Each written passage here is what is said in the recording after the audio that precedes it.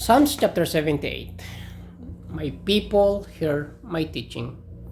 Listen to the words of my mouth. I will open my mouth with a parable. I will utter hidden things, things from of old, things we have heard and known, things our ancestors have told us. We will not hide them from their descendants. We will tell the next generation the praiseworthy deeds of the Lord, His power and the wonders He has done. He decreed statutes for Jacob and established the law in Israel, which he commanded our ancestors to teach their children, so the next generation would know them, even the children yet to be born, and they in turn would tell their children. Then they would put their trust in God and would not forget His deeds, but would keep His commands. They would not be like their ancestors, a stubborn and rebellious generation, whose hearts are not loyal to God, whose spirit were not faithful to Him. The men of Ephraim, though armed with bows, turned back on the day of battle. They did not keep God's covenant and refused to live by His law.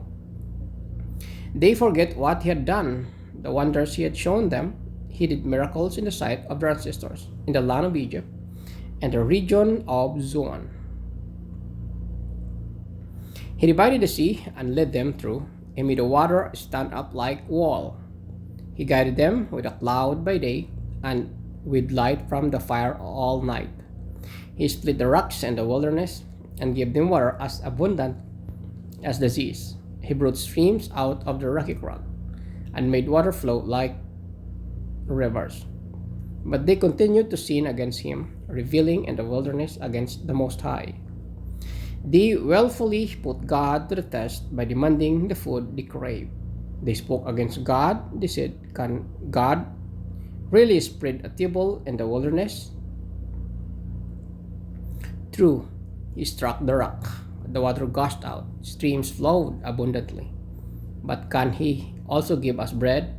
Can He supply meat for His people? When the Lord heard them, He was furious. His fire broke out against Jacob, and His wrath rose against Israel. For they did not believe in God or trust in His deliverance. Yet He gave command to the skies above and opened the doors of the heavens. He rained down manna for the people to eat. He gave them the grain of heaven. Human beings ate the bread of angels. He sent them all the food they could eat. He let loose the east wind from the heavens, and by His power made the south wind blow. He rained meat down on them like dust, like birds like sand on the seashore. He made them come down inside their camp, all around their tents. They ate till they were gorged. He had given them what they craved, but before they turned from what they craved, even while the food was still in their mouths, God's anger rose against them. He put death to the stardust among them, cutting down the young men of Israel. In spite of all this, they kept on sinning. In spite of His wonders, they did not believe, so He ended their days in futility and their years in terror. Whenever God slew them, they would seek Him. They eagerly turned to Him again. They remembered what God was their rock, that God Most High was their Redeemer. But then they would flatter Him with their mouths, lying to Him with their tongues. Their hearts were not loyal to Him. They were not faithful to His covenant. Yet He was merciful. He forgave their iniquities and did not destroy them. Time after time, He restrained His anger and did not stir up His full wrath. He remembered that they were but flesh, a passing breeze that does not return. How often they rebelled against Him in the wilderness and grieved Him in the wasteland. Again and again, they put God to the test. They vexed the Holy One of Israel. They did not remember His power, the day He redeemed them from the oppressor, the day He displayed His signs in Egypt, His wonders in the region of Zoan. He turned the river into blood and could not drink from their streams. He sent swarms of flies that devoured them, and frogs that devastated them. He gave them crops to the grasshopper, their produce of the locust. He destroyed their vines with hail, and their sycamore figs with sleet. He gave over their cattle to the hail, their livestock to the bolts of lightning. He unleashed against them his hot anger, his wrath, indignation, and hostility, a band of destroying angels. He prepared a path for his anger. He did not spare them from death, but gave them over to the plague. He struck down all the firstborn of Egypt, the firstfruits of manhood, and the tents of Ham. But he brought his people out like a flock. He led them like sheep through the wilderness. He guided them safely, so they were unafraid. But the sea engulfed their enemies, and so he brought them to the border of his holy land, to the hill country his right hand had taken.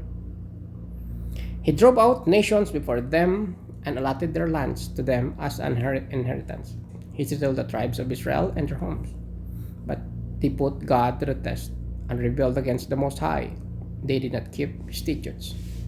Like their ancestors, they were disloyal and faithless, as unreliable as a faulty bow. They angered him with their high places. They aroused his jealousy with their idols. When God heard them, he was furious. He rejected Israel completely. He abandoned the tabernacle of Shiloh, the tent he had set up among humans. He sent the ark of his might into captivity, his splendor into the hands of the enemy. He gave his people over the sword. He was furious with his inheritance. Fire consumed their young men, and their young women had no wedding songs. Their priests were put to the sword, and their widows could not weep. Then the Lord awoke us from sleep, as warrior wakes from the stupor of wine. He beat back his enemies. He put them to everlasting shame.